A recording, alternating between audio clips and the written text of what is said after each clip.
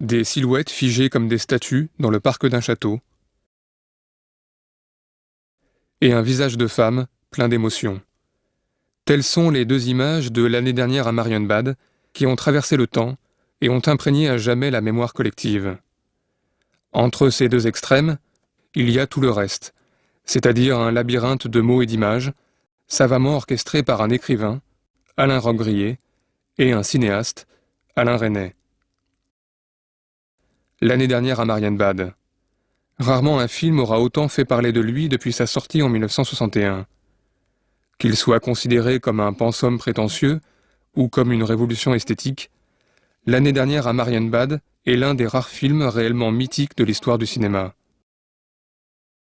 Même après les nombreux commentaires suscités depuis sa sortie, le film de Resnais et Robbe-Grillet se présente encore aujourd'hui comme un puzzle complexe, un dédale certes intimidant, mais dans le même temps particulièrement accueillant. Alors, plus de 40 ans après, plongeons à notre tour dans le labyrinthe, quitte, bien évidemment, à nous y perdre.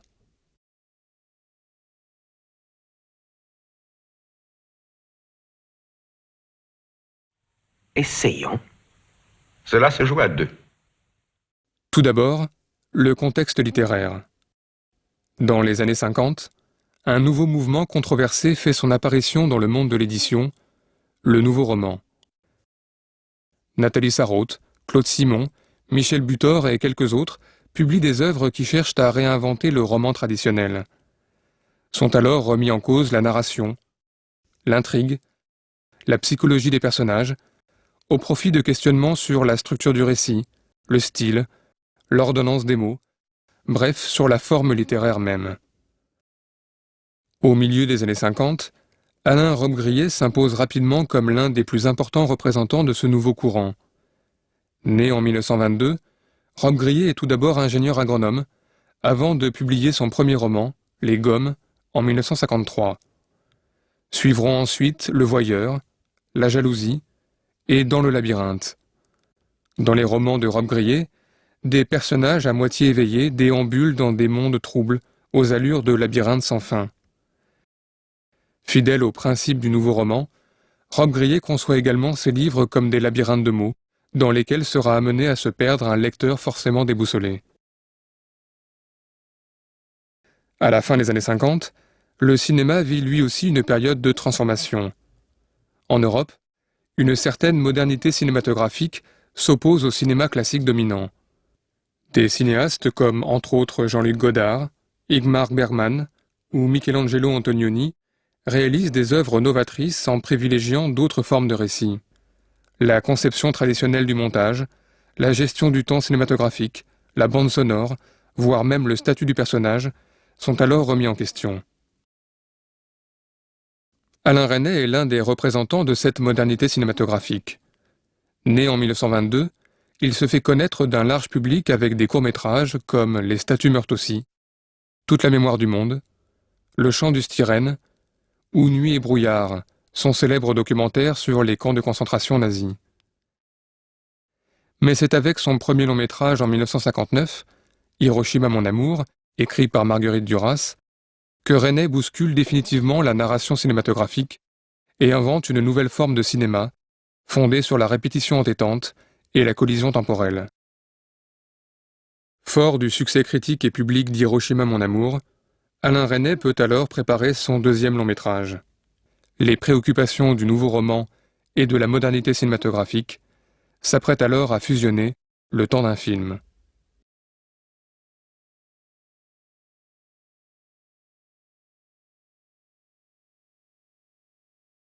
Cela se joue à deux.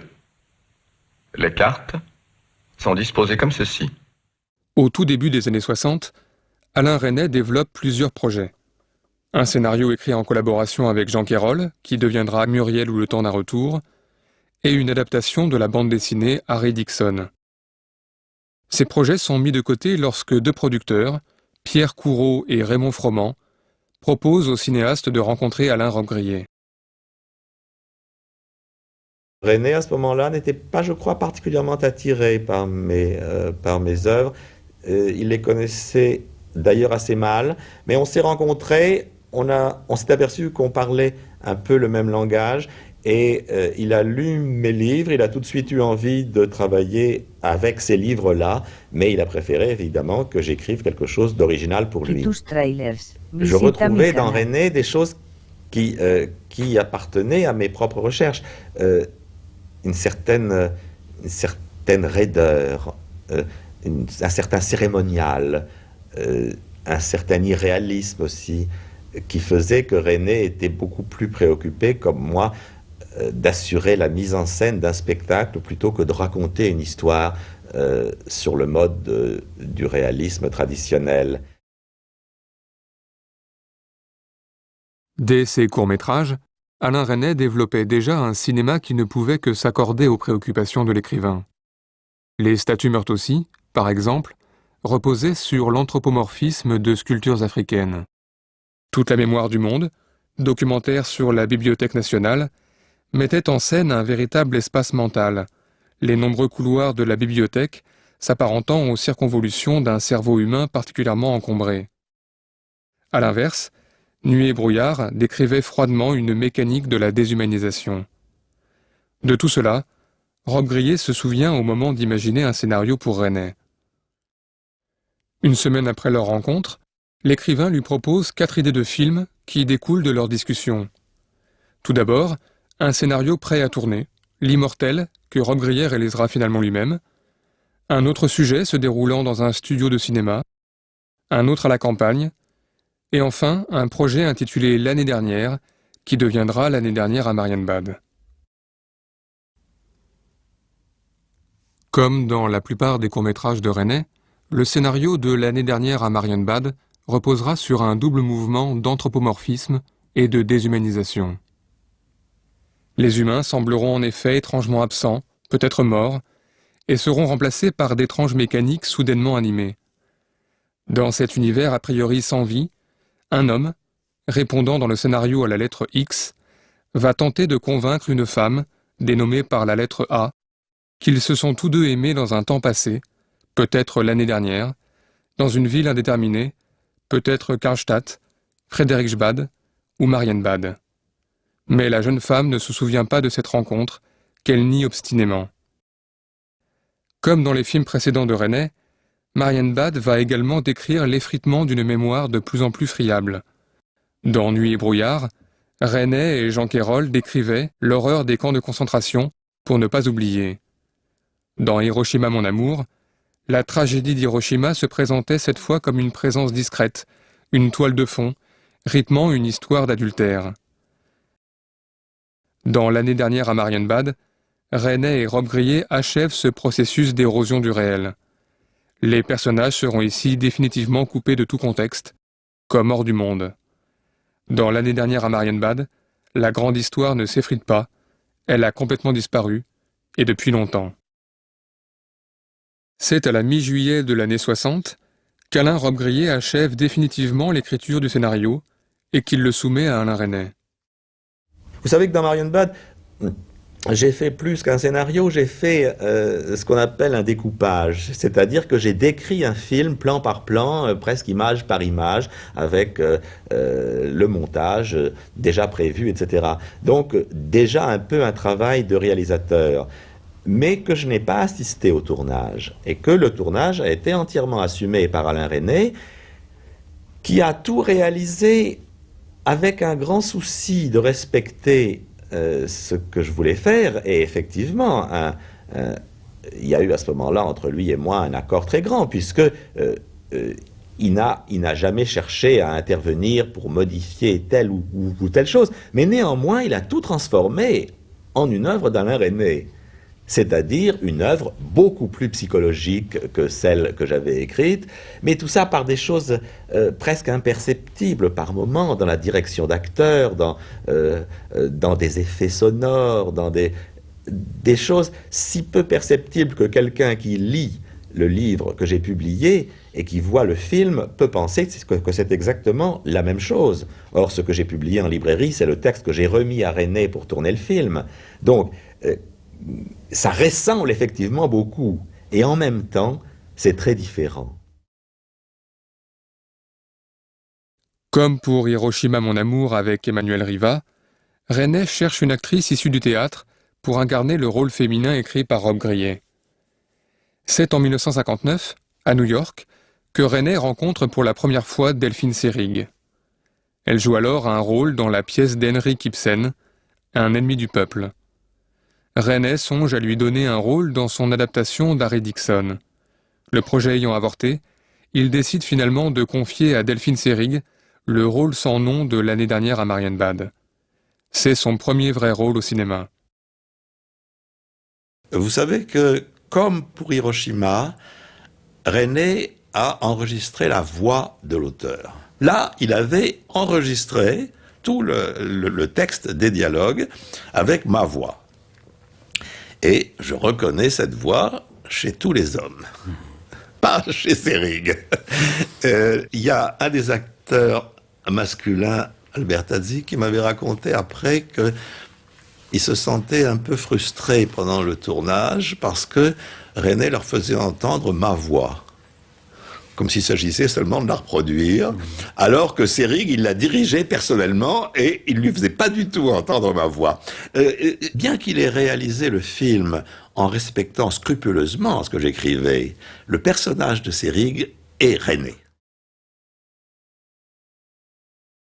La distribution du film est complétée par le comédien italien Giorgio Albertazzi et par Sacha Pitoev, un autre acteur issu du théâtre. Alors que Rob Grillet propose à Resnais de tourner son scénario au Casino de Vichy, et même dans les couloirs du métro parisien, Resnais opte plutôt pour les châteaux bavarois de Schlesheim et Nymphenburg. Le tournage commence en Allemagne au début du mois de septembre et s'achève en octobre. Il est ensuite complété en studio à Paris au mois de novembre. Le tournage aura duré 59 jours. Une fois le montage terminé, le film est montré aux distributeurs, lesquels, décontenancés par le résultat, décident de ne pas le sortir sur les écrans. Commence alors, pour l'année dernière à Marienbad, une carrière clandestine. Resnais et Rob Grillet organisent des projections privées pour des personnes influentes. André Breton, à qui le film devait à l'origine être dédié, est l'un des tout premiers à voir Marienbad, mais il déteste le film. D'autres projections seront organisées pour Jean-Paul Sartre, Alberto Giacometti, Cocteau ou encore Antonioni. C'est finalement le Lion d'Or obtenu en août au Festival de Venise qui décide enfin les distributeurs à sortir le film à la rentrée de l'année 61. L'année dernière à Marienbad se transforme alors immédiatement en un objet de mode, un film incontournable qu'il faut avoir vu et sur lequel il faut avoir une opinion. Un hôtel qui est décrit comme un labyrinthe. Il n'est qu'enfilade de portes, de couloirs, de reflets. Le motif du labyrinthe imprègne également la mise en scène. Une musique contemporaine se mêle à une autre plus classique. Des plans se succèdent sans que nous puissions recréer mentalement un espace cohérent. Une voix venue de nulle part redit plusieurs fois les mêmes phrases. À l'image de cette voix pour l'instant sans corps, nous sommes perdus dans un monde indéchiffrable où l'espace et le temps, sans cesse, font retour et sont à repenser. Dans ce labyrinthe, déambulent des silhouettes rigides, visiblement sans vie, qui ne boivent pas, ne mangent pas, ne dorment pas. Ces personnages sont sans émotion, sans psychologie. Ils sont au choix des fantômes, des morts-vivants, des statues qui auraient soudainement quitté leur socle, ou peut-être des automates.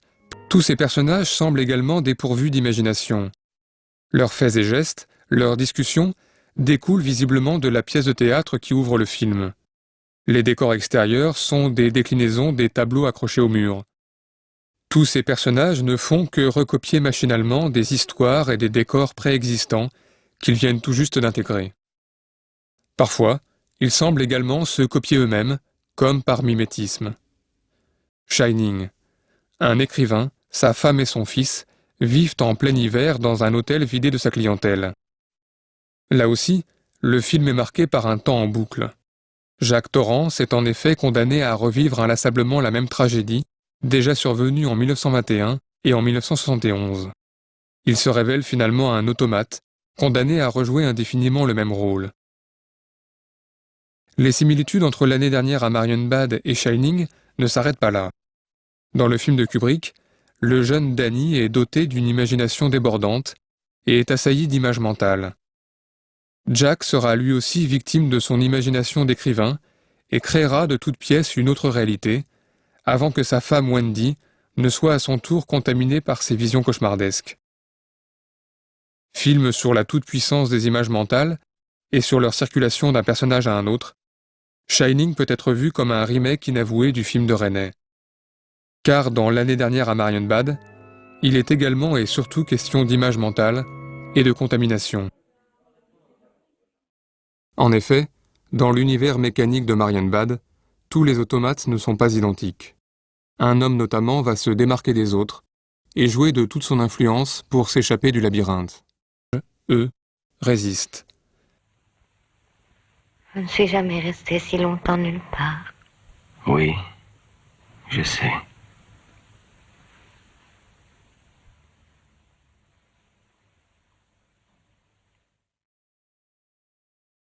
Bientôt, la jeune femme ne parvient plus à contenir son trouble. Elle ne peut plus retenir des larmes qui coulent sur son visage de marbre. Plus tard, elle ne contrôle plus sa voix monocorde et prononce des mots oubliés depuis longtemps. Disparaissez, pour l'amour de moi. Au bord du gouffre, face à l'inconnu, notre statue est en train de découvrir l'émotion, pour de vrai. Mais cette fois, notre homme semble parvenir à réellement transformer la jeune femme. Preuve de cette évolution, cette scène qui provoque chez elle une vive émotion. Pour la première fois, elle parvient à visualiser les pensées de l'homme sans qu'il ait à utiliser sa voix. Les images mentales circulent maintenant d'un personnage à un autre. Les yeux de la jeune femme sont touchés. Pour contester cette fiction, voire même s'en échapper, le personnage n'aurait alors plus d'autre choix que de prendre de force le contrôle du film, le faire dérailler, pour lui imposer une histoire d'amour a priori impossible, qui ne s'accorde pas à ses désirs et ne cesse de les refaire jusqu'à ce qu'il en soit satisfait. Cette fin-là n'est pas la bonne. C'est vous vivante qu'il me faut. Vivante. Dans une autre scène, il utilise sa force de persuasion pour imposer à une pellicule a priori réticente une image mentale qu'il veut voir apparaître envers et contre tout dans son film à lui.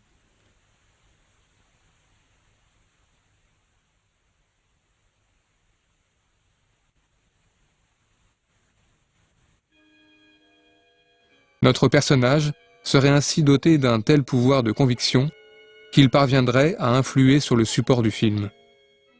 Notre hôte et son réalisateur, il décrirait un conflit de points de vue, d'image mentale, pour la maîtrise du film. Quelques secondes encore, et la chaîne Et puis, se fige. autre hypothèse. Puisque le film dure le temps d'une représentation théâtrale, il pourrait aussi montrer les pensées vagabondes d'un spectateur gagné par l'ennui, qui mêlerait, pendant 1h30, la pièce et sa vie personnelle.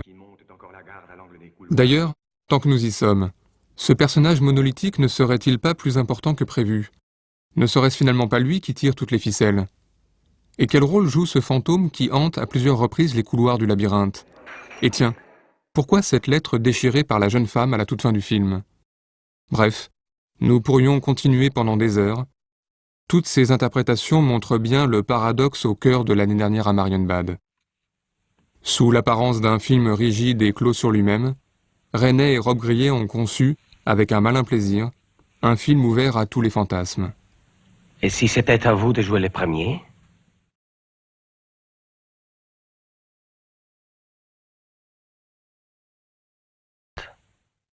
Dans son introduction au scénario de Marienbad, publié quelques années plus tard, Alain Rob Grillet évoque un exemple limpide pour résumer les ambitions du film.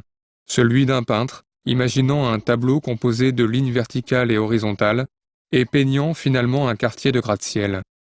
Cet exemple nous rappelle immanquablement un film réalisé 2 ans avant Marienbad, La mort aux trousses d'Alfred Hitchcock. Dans le célèbre générique de début, de simples lignes horizontales et verticales laissaient bientôt la place à un plan d'un gratte-ciel new-yorkais. Là aussi, une pure forme géométrique précédait une image figurative, la forme précédait le contenu. La mort aux trousses, justement. Peut-être, et contre toute attente, la référence principale de l'année dernière à Marienbad, son film fantôme. La mort aux trousses. Un film composé de flèches dessinées sur le sol, de directions, de carrefours, de lignes droites, de perspectives. Bref, un véritable labyrinthe de formes géométriques où Cary Grant prendra la place d'un espion fantôme. Là aussi, un personnage sans psychologie, réduit au strict minimum, c'est-à-dire à de simples lettres inscrites sur sa boîte d'allumettes, donnera vie à une pure abstraction et parviendra dans ce monde de simulacres à tomber amoureux, pour de vrai. Leur film, c'est bien une photo du maître du suspense qui apparaît près d'un ascenseur. L'ombre d'Hitchcock plane sur le labyrinthe de Marienbad. Elle est incrustée jusque dans ses murs. Laissons donc au maître du suspense le soin de conclure, car, sans le savoir, dans ses entretiens avec François Truffaut, Hitchcock, en évoquant un autre de ses films, Psychose, résumait de la façon la plus affinée le projet de départ et la réussite finale de l'année dernière à Marienbad. Dans Psychose, disait-il, le sujet m'importe peu, les personnages m'importent peu. Ce qui m'importe, c'est l'assemblage des morceaux de film, la photographie, la bande sonore et tout ce qui est purement technique. La façon de construire cette histoire et de la raconter a amené le public à réagir d'une façon émotionnelle. Ce qui a ému le public, c'était le film pur. Disparaissez, pour l'amour de moi.